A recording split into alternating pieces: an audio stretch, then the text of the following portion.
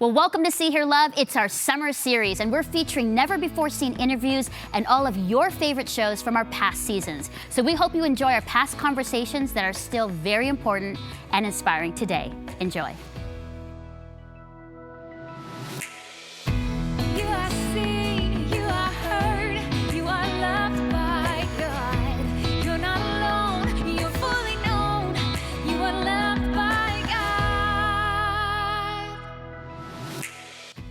Well, welcome to See Hear Love. I'm your host, Melinda, and we're so glad that you've joined us today in our living room as we hear an amazing story of faith and love and incredible transformation from our special guest, Danny MacKay from Stonewall, Manitoba, whose godly disruption became a catalyst for him coming to Jesus in the most unlikely way, in the back of a stolen car. Danny is also the national ambassador for E3 Partners in Canada, the organization behind I Am Second. Welcome, Danny. Thank you. Thank you for having me. And a big welcome to our godly disruptors. Do you like that kind of segue? Yeah. Cheryl, Brooke, and Lisa, welcome. Thank you. Are we ready for this? Ready. I know. Are you ready, Danny, with all I'm the ready. ladies on, around here? I think, first of all, we need to know, what does a godly disruption or disruptor mean? How would you define that? I think when we think about God, it's like in his nature to disrupt. He's been doing it right from the book of Genesis. He disrupted Adam and Eve when they had fallen. He got involved right from Moses and Abraham. God was disruptive in a lot of ways, and even in the time of Jesus, he was incredibly disruptive to a lot of things of that day. And I think as he calls us to follow him, we get involved in kind of disrupting the world for the sake of the kingdom. Wow. So what does that look like practically? Like, I love the word disruptor, but I don't know if that's the right definition, because I want to just add chaos and, party it up all the time. Exactly. Yeah. No. And there's definitely that in us too, Yeah. right? That ability to do that in a very negative way as well, which, as you know from part of my story, that was a big piece of what was going on in my life at that time. Yeah. When I actually hit a rock bottom and decided to run away from home, and so I stole this car. I felt completely alone. I didn't feel like anybody cared about me or loved me, and I just felt incredibly alone. So I stole this car and ran away, and in the back of that car was a book that was an outreach to teenagers. Wow. And so I got rid of the car. Another time, I'll tell you how I made all that right. Okay. But I kept the book and I read it, and for the first time I heard the gospel, I heard the good news. And so, such amazing hope for moms out there who have these crazy, wild teenagers. God can change somebody and disrupt their whole life in an instant, and that's what happened to me. It was a very deep, very radical, very sincere change. Wow. What was the truth that kind of did it for you? Because some people can read something like that and they're like, maybe. Yeah. I still have to investigate, but for you, it seemed pretty clear. Yeah, I think it really genuinely for me was the love of Christ. The fact that he would leave his kingdom and step down into this earth, clothe himself, not just temporarily, but for the rest of eternity. He's clothed himself with manhood. And the fact that he would do that and lay his life down and die the way he died on that cross, for me, gave me such a feeling of worth and hope, and I was just overcome by that kind of love. So, what about for you guys? Like, has there been a moment where you were sort of like a godly disruptor, or was there a godly disruption that happened in your life to bring you to where you're at? Cheryl, what about you? Both. Okay. I'm so excited about this topic, by the way. I'm so glad Danny's here because I'm the product of someone who disrupted the darkness in my life, brought the love of God right to me on the street. And I've dedicated my entire life to working with at-risk youth. So I feel like I am called to disrupt the darkness and that agenda of darkness that is over this generation, that they would be lost, perish, and just really be self-harming and hurtful. I feel like we're called to be that light that pierces the darkness. So I really love this disrupting idea today. Yeah. Brooke, what about you? Yeah, I've definitely had a moment where like my life was disrupted and in the best way. But I also have a moment recently actually where I got a message from a woman who was listening to one of my songs, and it's such writing songs is quite it's special because you're putting truth in people's ears and in their mouths to say and sing. And she had written me and said, I walked away from God. I have cancer. I'm very angry at the church, very angry at God. She's like, this song brought me back to him. And I thought, oh my word, praise the Lord. Like, you have no idea the stuff you're putting out, like what it will do in people's lives. Amen. Yeah, it's good. Lisa? I think for me, it's absolutely true to say that God, it's consistent disrupting to the point that you kind of get used to that God is going to intervene in your life. It's an ongoing conversation. I think younger in our faith lives, often it's like Sunday, he'll disrupt you. And then on Monday to Saturday, you kind of do your own thing, but you get used to this ongoing conversation, this relationship. And he's a living, dynamic God. That was the whole thing. Like, he just came to life, it seemed, for you in that car. And that's what he is.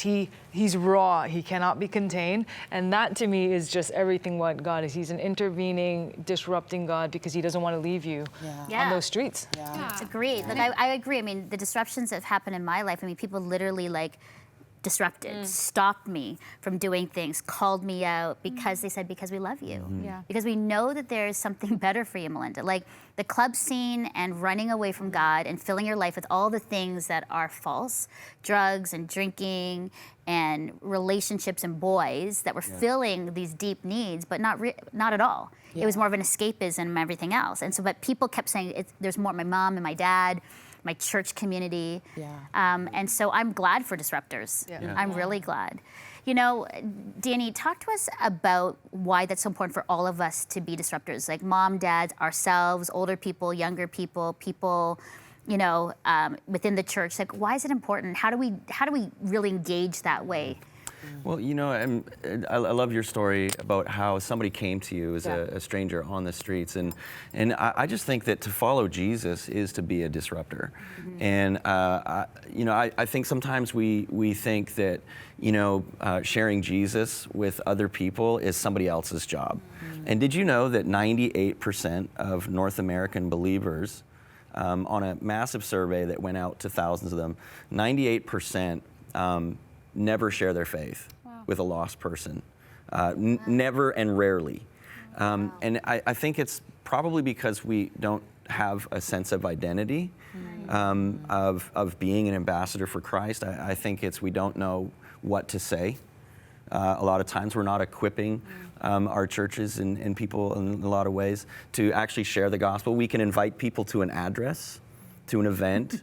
We know how to do that partly, but we don't know how to invite someone to Jesus. And so, you know, just learning simple ways to initiate spiritual conversations in a normal, natural way is something that we're doing and equipping people all around the world to do that, to start sharing Jesus. So how do you do that? That's a good starting point, because I think people get afraid because they need to know the Bible really well. They need to know all the answers, all the scriptures, and if a big theological question comes, oh shoot, what if I don't know how to answer it? And that's why people get paralyzed. They do, Right? What would you say? Like, how do you just be real as you share? So the number one thing that we've seen all around the world, regardless of which culture or language or anything that you are, one of the most important things, I think, is to start with genuine relationship. Like, not just start with develop a long-term relationship, but necessarily, but, you know, start with something simple, such as offering to pray for them. You know, when I'm sitting beside someone on the airplane and I get talked to them, I just say, you know, hey, is there anything I can pray for you? You know, like, if God could do a miracle in your life, what would it be? You know, I love asking my servers at restaurants, when I stop in at a gas station, hey, you know, as I'm heading out, I'm just wondering, man, is there anything I could pray for you? You know, I just offer to pray. And I'm not joking. Everywhere around the world, people will literally just stop and take you into the depths of what they're struggling with. And it's just a great opportunity to go from there to sharing your story. You know, hey, I remember a time in my life when I was feeling that, and then to share the gospel. That's awesome. What about you? Any of you, like, have you had these same experiences? The disruptor for me that changed my life, I always say it was a hot chocolate and a donut. It was a hot chocolate and a donut and conversation for 3 months that broke down this hardened heart. And so sometimes, not sometimes, all the time, love is a disruptor in itself. because many of us don't feel it and receive it in its purest form. And so love in its purest form can break and shake and mold and pierce. And so I encourage people to just kind of start there too as well. Yeah, that's good. Yeah, I love what you said, Danny. That's biblical. We are ambassadors for Christ, and we have a responsibility as believers and as followers of Jesus to lead people to that place. And again, it might not always be with the most theological, words, but like with love, and like a simple, how can I pray for you? And it can be that simple, and that can change someone's life. And what's the worst that could happen? They say no. Like, I don't want to be prayed for, right? That I mean, is again, actually that's the worst thing that that's could ever happen. happened. But that's what I'm saying. No, thank you. We make it create this big thing that they're going to be so upset and they're going to yell at me in the gas station because I asked them for prayer. And like, when I've done that, I mean, I think only twice somebody said to me, no, it's okay. Okay. And as they walked away, I prayed for them. Oh, yeah. Oh, by the way, I'm praying for you as you're leaving me. But that's okay. You know what I mean? Because at the worst, I think it's a lot to do with our own issues and insecurities about things. I think that we need to be more bold and strong in that, right? Yeah, and when we offer to pray, one of the things I love about that is it's invitational, not confrontational. Right. I feel another thing I like is the ball is in their court. They get to decide how deep or how shallow that conversation stays. So it's not awkward. It can be very natural to just be a person who goes around praying for people and then sharing the gospel with them. Yeah. Lisa? I was just thinking that exactly, it's not confrontational, and disruption has this connotation of something that's very loud in like the definition of the English language. But what you get, it's love, it's subtle, it's gentle. It's God in the burning bush drawing Moses. It's God in the showing himself in the gentle whisper. Sometimes it's Saul on the road to Damascus, and it's huge, and it's just really life-shattering. But one of the other points that I'm picking up on is that God disrupted our lives so that we can continue to subtly, gently, lovingly, sometimes, harshly, depending on the relationship, disrupt others. And it's that idea that it's going to go forth from here on. But even in the gentleness, there needs to be a boldness. Yeah, I think one of the things that we can encourage ourselves and the people who are watching and listening is that we must be. Like every day I look around, I think we are the answer to somebody's pain or disappointment. And I had a moment when I was at a coffee shop, and I was waiting to get my tall soy extra hot no foam Tazo chai, and I was really excited about it. And there was a woman beside me sitting, and I heard God say, and it doesn't happen a lot, tell her that she is seen and that I've not forgotten her. And I'm like, no, I'm not. I'm waiting in this line too long, and I'm wanting this, and God was very clear. So I got out of line, much to my chagrin. Went over to her and I said, I don't know you, this might sound really crazy, but I just need to let you know that God sees you and he knows what you're going through. And she looked up at me and she broke down crying. It still gives me chills. And she's sobbing. She goes, who told you? Who told you? I'm like, honestly, it's God.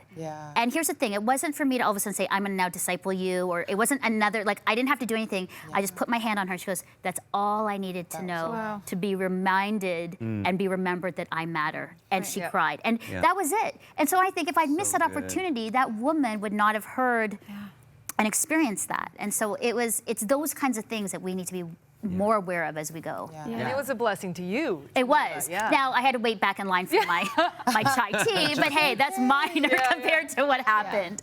Right? You know, it's funny, sorry, I hear two words in that, like love is intentional, right? So you're not loving just sort of quietly, there's something that you're moving towards, and love takes obedience. That obedience that, I mean, imagine if you didn't obey, right? So sometimes love calls us out into those uncomfortable places. That's good.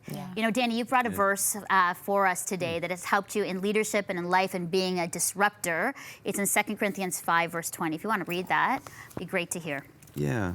We are, therefore, Christ's ambassadors. And here's my favorite part. As if God is making his appeal through us. Wow. So good. That is so good. And I know we want to discuss it, but hold on, we're going to discuss it because I want to go now to co-host Joanna. She shares her thoughts about 2 Corinthians 5, verse 20 from the Good Word. The Apostle Paul spent a lot of his adult life killing Christians. He hated Christians. And then he had a radical conversion where Jesus met him on a road, and he was never the same after. He became a Christian, a follower of Jesus. And then he became a representative for the church, for Jesus, all over the Roman world. It says in 2 Corinthians 5, verse 20, as Paul is writing to the church in Corinth at the time, this is a letter he wrote, and he says, "We are therefore Christ's ambassadors, as though God were making his appeal through us. So we implore you on Christ's behalf, be reconciled to God."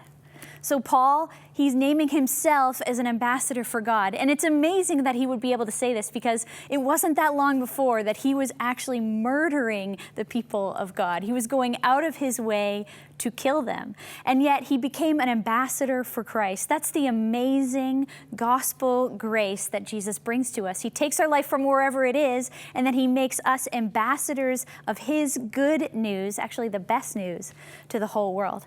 And so he encourages us not to just be ambassadors and representatives of him, but with a message. It's a message from the King, not ourselves. And so we can go with confidence and declare that Jesus, his love, his redemption is available to everyone, and he actually wants us to be reconciled to God. It's actually that we need to be reconciled to God. God has done everything on his side to make a way for us. He gave his own son, Jesus, on our behalf. And so it's not so much that we have to make a reconciliation or do the work of it, but we actually just have to accept the reconciliation that has already been offered to us. And so if you haven't yet accepted the reconciliation of God for you, just like Paul, who was met by Jesus as a murderer and hater of Christians, you too can reconcile yourself to God today. That's the best news in the world, isn't it? Thanks, Joanna. Such great thoughts. Now let's hear our thoughts. What are your thoughts on 2 Corinthians 5:20 and what it means to be a godly disruptor? Danny? Well, I think about, being an ambassador for Christ. Is there anything more incredible than the fact that we get to completely represent him to others here on earth? I mean, his fullness and all that he is, all that he does. I mean, you think of the authority that comes with that. And we get to go out and God makes his appeal to the world through us. Yeah. And I mean, there isn't much that I can think of that's more important than helping stop people who are heading to an eternity of being separated from him. Wow. Yeah. Brooke, what do you Yeah, I feel like we get to be the hands and feet of Jesus here on earth, and that's a huge responsibility. It feels like a great command, like go out and be ambassadors for me. Yeah. And like as Christians, that is something that we are held responsible to. And I think about myself personally, I don't often go out and hey, Jesus loves you, can I pray for you today, to a stranger. Like, I struggle with that. But what I do love to do is show people God's love with the way I love them, whether that be subtly or big. And I think that that's important for people to know, that it doesn't always mean knocking on your neighbor's door, although it can. But if that's not your personality, or you're not there yet, that's okay. Yeah. Just keep loving. Yeah. Yeah. Good. Lisa? For me, like the concept of ambassador, it's a huge responsibility, absolutely. And when you think about it on the global level, like it's a political term often used. The ambassador of a certain country knows everything about their government, the policy, how they're going to represent it in the target country. And you get this weightiness of it. And they also, number one, they know who they're representing. They know it very well, but they submit themselves to the will of the state or the sovereignty as they represent in that particular country. And that's where I love that phrase, I am second, which ties into your ministry, where it's like there's God, and I'm serving, I'm obedient, I'm submissive to his will on this earth as his ambassador. It's a weighty responsibility. It is weighty. I actually felt it, because when you said, and he uses us like to appeal, like, to the world. So you kind of have a moment, like an awe moment, like, oh, that's big. And he's entrusted that to me. So that means he's got some good faith in me, even if I don't have it for myself. Like, I actually have a moment where God himself said, hey, Melinda, you're going to be my ambassador. So now go out and represent me well. And it's like, wow. But then you're like, that's awesome. Yeah. Even in my It's a own privilege. frailty and mess, that's what he said. Yeah. Right? Yeah, though we're so far from perfect. I don't know about you guys. Well, you know, Yeah. so far from perfect, but he still uses us. What is? You know, what's interesting to me, I love where Lisa was going with that. I'm going to ride that train for a minute. You know, an ambassador, what's really cool is if they got into a car accident or anything happened to them while they were in that car, their ambassador car, it's that sovereign state. Yeah. It's unbelievable. So you could be driving beside Italy and then driving beside Russia just in their own car. That speaks to me because using that verse as a backdrop, that Christ is appealing through me. So wherever I am, God is. Yeah, that's so good. Wherever I am in the presence, in the sovereignty of God. I carry that sovereignty with me. Yeah. And that empowers us. We're not alone in that. When you say that, automatically we sit up higher and stronger. Like all of a sudden, you're like, okay. The dignity of the Yeah, office, and the dignity. I carry it with me. That message needs to be just like screamed from the hilltops, because I think if people realize that, then we're not walking around all defeated and down about who we are. I think when people get that, they're like, wow, me, right? Safe and secure, an ambassador for God. Yeah, and we're all broken and we're in need of a savior. And if we can be the facilitators of that, like, amen. Yeah. We carry the full weight of the kingdom. That's awesome. Love that. It's good. Great thoughts, and I love that. I think there's going to be lots in our blogs and vlogs as we continue the conversation online as well. Thanks for your thoughts, everyone. Fantastic and so encouraging, empowering for us today. Well, now let's go to our Ask the Expert segment with registered psychotherapist and counselor Lindsay Thompson, as she gives us some advice on how to cultivate strong relationships that form trust as we navigate sharing Jesus through our lives and to others. We all want to be in relationships with people where we can say without a doubt, I trust you. This can be really hard in a world that is so broken and full of pain. As a therapist, I work daily with people who have been terribly hurt and being terribly hurtful, and so have no reason to ever really feel like they can trust or be trusted again. But daily, I also see people heal from their hurts and create healthy relationships full of trust. So, how do we make these relationships happen? In childhood, we learn to trust when we feel safe. As a baby, safety is felt through having our basic needs met consistently. Needs like being fed, changed, and soothed. This happens between a baby and his or her primary caregiver, the most important relationship in that baby's life. As we grow up, feeling safe no longer happens when our diaper is changed. Feeling safe happens when we know we are unconditionally accepted by the important people in our lives, just as we are, flaws and all. From the teenage years right into adulthood, we learn how to trust and be trusted when we consistently feel safe and accepted. But in our fallen world, this can't ever happen perfectly. We let down and are let down. But with understanding, commitment, time, and consistency, beginning with ourselves, we can rebuild a sense of safety in our most significant relationships and nurture trust back to life.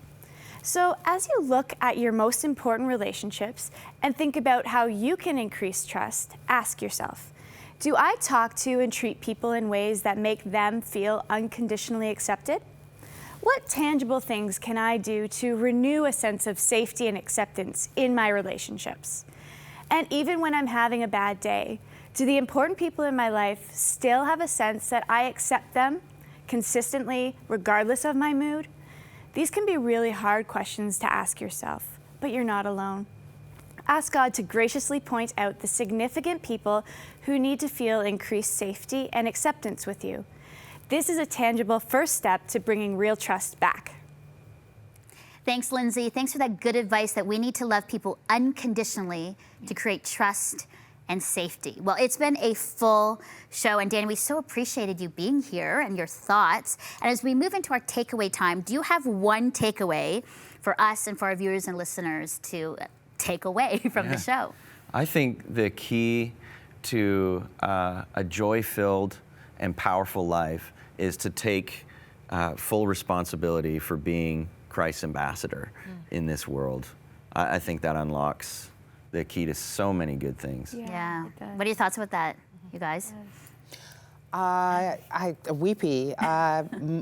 My life is full because I was obedient and because I said yes. And I think that we miss out on so much by just being Christ's hands. You don't know whose life you're going to change, and the lives that are connected to that life. I'm so thankful that someone did that for me. Yeah. I think of this verse actually in Psalms. It says, may I never look back on my life and wish that I'd served you more. And I just think of that, like, may I never look back on my life and wish that I had represented Christ better. Just as like an encouragement to like, do your best now. Like when you walk into anywhere, when you post on anything, like you are representing Christ. It's really important. That's good. For me, that thought of just taking responsibility sometimes could be such a burden for somebody. So what does it mean? What do I have to do? Do I have to be perfect? And that's where the grace comes in, and knowing that the sovereign state of God's kingdom is behind you. He will be the one that allows you and enables you, equips you to be that ambassador, because that's the promise of the Holy Spirit in us. Yeah. Amazing. Well, I think you took my takeaway. My second takeaway was from 2 Corinthians 5:20 that we are God's ambassadors. We represent him wherever we go, and we do this within our relationships and connections around us. Yeah. But maybe we can do like a second part, because I think as we've been talking, when you realize the truth of that, that should make you, I mean, honestly, sit up higher and stronger, feel empowered and strong. And yet, I think there's a part where you're just like, wow, me. So there's a sense of awe and wonder and excitement all in that, right? That we are God's ambassadors. You know, I hear this over and over while you're talking. We didn't get saved by Christ's love to get stuck. That's right. God has called us, he saved us to move. He saved us to save others, to bring the love of God. And I think this is a challenge to not just us in this room, but to the church. We sit at the table and we feed off of the word and we get really overweight. But God's calling us to get up and share that same love that changed our lives. You know, Sarah, I love that, because Danny, when you talked earlier, like, mamas, don't give up on your kids. Because here's the thing. Somebody threw an Outreach magazine or whatever in the back of a car. For whatever reason. Whoever gave that person this little, you know, what is it, a track or something? No, it was a book. It was a book. Throws it in the back or puts it in the back, and then you steal that car with that book in it where you read it. Come on, that's got to be knew what he was God. up Like, to. that's no chance, right? And so when I go and speak, you know, at women's conferences, I always tell mothers, pray, because it might not be you getting your kid back in. It could be a whole bunch of other people and things that will bring them back. So you pray, God, use anything, anybody to bring my child home. And I've had so many women respond like, yes, because they've always thought it's them, right? And they will love unconditionally, but sometimes I'm like, you know, God will use a book in the back of a stolen car. That's right. Like, how insane is that? Yeah, and you know, if you think about it, the gospel has woven its way all throughout, you know, the entire Old Testament, through the New Testament, time of Jesus, the early church, the disciples, all the way 2,000 years later to us. Why should it stop with us? Right? If it found its way all the way to you, like, who do you know that you can share it with? And it makes sense that has motivated you to go to unreached, you know, countries and people groups to share Jesus. Does that make sense now?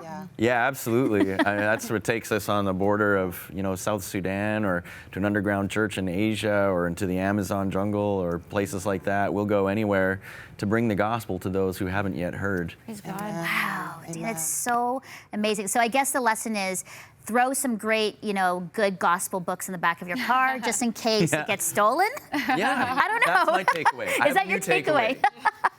That's your takeaway. That's my new takeaway. Throw those books in the back of the car. All right, well, thank you so much, Cheryl, Brooke, Lisa, for your thoughts. Thank you for being godly disruptors in your own place and in your own lane and where God has put you. So thank you so much for your lives. And Danny, thank you so much for being here. And why don't you close the show with your takeaway for us? You know, if we would let God disrupt us to be disruptors, I think we would just see him moving in all the different people around us, because we all know people that are far from God. And you're going to find that if you start going out there and sharing with others, that God has gone ahead of you and he's prepared people for you. Yes, that's amazing. Thank you. And to our viewers, to read our blogs and devotionals on being a godly disruptor and how to do that, go to seehearlove.com. You can also watch our vlogs on being a godly disruptor. We want to equip you and give you the courage to go out there and disrupt and change lives and give people that sense of confidence that they are ambassadors. Amen. And remember, always know, as you head out into the world as God's ambassador, you are seen, you are heard, and you are deeply loved by God. Bye-bye.